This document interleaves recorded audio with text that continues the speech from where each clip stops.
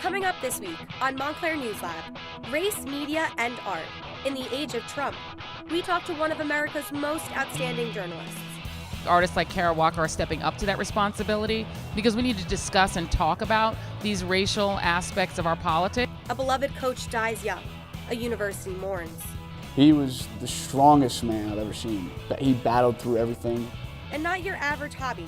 These two Montclair State students coach football in their spare time. Ultimately become hooked with it, I would say. And from there on, I just love it, and I love everything we do. From the School of Communication and Media at Montclair State University, this is Montclair News Lab. Hello, and welcome to Montclair News Lab. From the School of Communication and Media, I'm Amanda Eustace. And I'm Ashley Kuzakonki. Each week we scour campus, Montclair, and New Jersey to bring you news and stories we'll be talking about all week. First up today, a candid and sometimes tough look at race in America. A recent event co-sponsored by Montclair State School of Communication and Media and the Montclair Art Museum looked at the art of Kara Walker, whose provocative take on American history fueled a lively discussion. Robert O'Connor has our story. In a special colloquium event held at Kasser Theater, a panel including MSNBC's Joy Reid, HBO's Soledad O'Brien, and WNYC's Kai Wright discussed Kara Walker's work and racial justice through media and art. I think artists like Kara Walker are stepping up to that responsibility because we need to discuss and talk about these racial aspects of our politics and what's behind them. The exhibition is designed to make you uncomfortable. So Kara's work is very provocative and confronts you with the history of racial injustice in this country. She shows images that are very stereotyped. Through those stereotypes, she tells a story about the way that we categorize ourselves. Tara Conley, assistant professor of transmedia storytelling, started the night off by describing Kara Walker's work. There is this striking balance between, white and black, right? You have black silhouette images against a white canvas. And to me, that represents the hypervisibility of black life. If we think about it in terms of today, take that metaphor in terms of what we're looking at now with police brutality, people being able to use their phones to videotape things that are happening in Starbucks, black men getting arrested. We're able to see some of these instances that have always been here throughout history. In addition to the sold-out crowd at Kasser Theater, over 100 students showed up to watch the event streamed in the School of Communications presentation hall. I think art is a lot of times trying to send a message and trying to convey feelings, and I think that it is provocative to us maybe because we haven't lived those experiences. The art served as a jumping-off point for a conversation about race and the media. These conversations were so fraught, like getting stories on about African Americans and Latinos was just so much harder than I think anybody in the audience would ever believe. And so, I think throughout my career, it's been about trusting the world that I see around me, trusting the black community that I am part of, to follow the story. Those are sources that are not taken seriously until they become victims to mainstream media. So I think when famous people, whether they're athletes or artists or or actors or singers or whatever, I think when they use their cultural power for that purpose, they actually have an important bully pulpit. So they should do the opposite of shutting up and doing what they do. It was a night of good conversation about a sometimes difficult subject. For Montclair News Lab, this is Robert O'Connor reporting. And in June of 2017, the Montclair State men's lacrosse program was coming off yet another great season. Then tragedy struck. Bryn McDonald shares the story of a life lost and a community mourning. Off the field, head coach Mike Schambach and his wife Lindsay were enjoying the thrills of parenthood with their son Cameron. But not weeks after the season's end, their world was turned upside down. That summer, Schambach was diagnosed with stage 4 colon cancer. And we got a email from coach saying that he had stage 4 cancer, and just totally took me by surprise. He was always built, and then we get into the meeting and he was just like skin and bones. He was a fighter, he was a warrior, and last year when we officially found out he was sick, I wanted to dedicate that year to him, and he just believed in all of us. He made me work harder and become a better person. After a year-long battle, Coach Schambach passed away in June of 2018. It was devastating not only to the Montclair community, but every community he had been a part of throughout his life. It was a big loss to not only Montclair, but Bridgewater, the Sales, FDU, Rutgers. Anywhere he went, he left a mark on them forever. He was just devoted. He was just live and breathe lacrosse. He put trust in us that made me believe in myself. He cared for this program so much. He was like a father to me. He improved my game, but he did so much more than that. He loved doing what he was doing. He loved being a coach. There was no other thing that he wanted to do. He wanted to be the best he can be at whatever it was he was doing. Schambach strong is the motto. He was the strongest man I've ever seen. He battled through everything. I feel like people just want to make him happy and make him proud. Coach Schambach made a lasting impression everywhere he went. Here at Montclair, his legacy and humanity continue to live on. Despite the loss of a beloved coach, the 2018 men's lacrosse team won 9 games that season. Every year, the Leukemia and Lymphoma Society hosts Light the Night Walkathon across America to raise money for cancer research and treatment. One event was recently held in Verona, New Jersey. Lanterns high to join the survivors. Each year, teams around America form together to light lanterns to honor those fighting leukemia and lymphoma. 3 lanterns are lit at sundown during this 1-mile walk. Red lanterns are for supporters, white is for survivors, and gold is to remember those lost. Many participants create t-shirts and banners as well, like Lisette Salazar-Torres, who is the captain of Team Beba. Well, the number one reason for my walking is for my mom, in remembrance of her and everything she went through. It's a really great event for a really wonderful cause. It gives me a purpose, gives me a reason to put my mom's name out there and for all of us and the team members to remember her.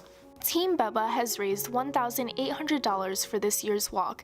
In total, Light the Night is estimated to raise about $530,000 for LLS. One team member has been supporting Team Beba for years. Everybody knows someone with cancer, so that's why I'm walking today, and that's why I'll keep walking every year. There are other activities that take place during this event that had around 3,000 people in attendance. There is a remembrance pavilion where those of us who have lost a loved one can come in and post a picture of our loved ones and write a little something about them. One team member is especially connected to the Light the Night Walkathon. Lisette's daughter, Danielle, walks alongside her family in honor of her late grandmother, Beba. I'm doing everything I'm doing today because of her, in memory of her. I kind of wish she was around.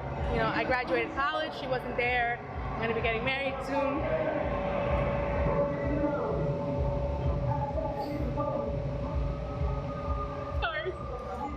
It's a very united event. Everybody is there for the same cause. For her, I do it for Beba. It was a night to bring light to an important cause. From Montclair News Lab, this is Olivia Paez. A shooting at a bar in California resulted in a loss of 12 people. After it was discovered that the shooter was a veteran, many people speculated PTSD as a cause of this tragedy. Student and Marine veteran Baby Garcia is here to talk about mental health in the military community. Now, Baby, since the Vietnam War, a lot of veterans have come back either with PTSD or they're just struggling to come back into the civilian world. Can you tell us what that would be like coming back in since you did serve? Well, I got out of the Marine Corps in March 2016, and in September, that was when I transferred to Montclair State. It was a little bit overwhelming. I missed the camaraderie, the sense of duty. However, I luckily felt those things within my major in journalism, and I was also going through my husband's deployment and worrying about him at the same time. Now, do you know of any kind of special programs that veterans can go to for PTSD? Well, I would recommend first and foremost to reach out to other veterans, because once you serve in the military, you have the sense of brotherhood and sisterhood that can never be replaced. You don't have to serve with somebody else to understand that person. However, we're all in the fight together, and I also recommend them to reach out to the closest VA medical facility and to call the Veteran Crisis Hotline. Every week, we check in with the very latest from our campus newspaper, the Clarion. Here's what they've been up to this week.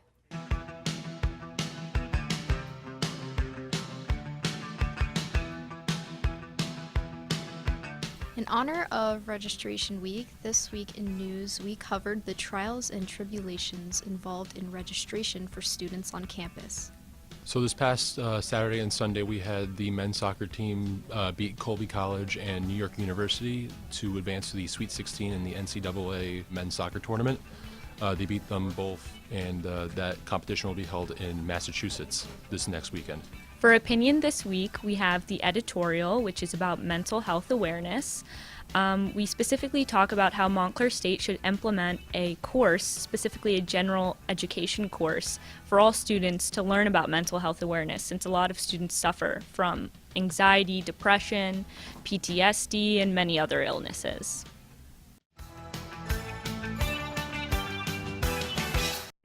A new issue of the Montclarian is published every Thursday. Grab your own copy or visit their website at montclarian.org. We checked in with Christian and totally Pat, who are ready for the Thanksgiving break. But don't worry, the radio will still be around. Hi, I'm Christian Curatola from WMSC. And I'm Pat Kitty, also from WMSC. Wow, Christian, your intros are just so good. You're just the best. Thanks, Pat. It's the Thanksgiving season here at WMSC, and although some of us may have left, most of us are still plodding here, right along, trying to make sure that you have a happy Thanksgiving. If you want to join us for the festivities, you can always tune in at 90.3 WMSC on your FM dial, or you can tune in on the iHeartRadio app, or at WMSCRadio.com. I'm gonna go home and be with my family, while Christian is stuck here alone because is a terrible airline. Do. I think pound sounds a little off. Either way, make sure you tune in on WMSCRadio.com, the iHeartRadio app, and 90.3 on FM radio. Time now for our weekly sports segment from our TBD unit. A pair of MSU students have volunteered their time to help their hometown football team. These MSU students are not just helping out their community, but they have also helped transform the program into a winner. Football is a competitive sport played by many teams throughout the U.S. in hopes of one day making it to the pros. For these athletes, it begins with them playing for their local football team, like the Bergenfield Bears. The Bears aren't your average football team and coached by fairly young guys, 2 of which are Montclair State University students.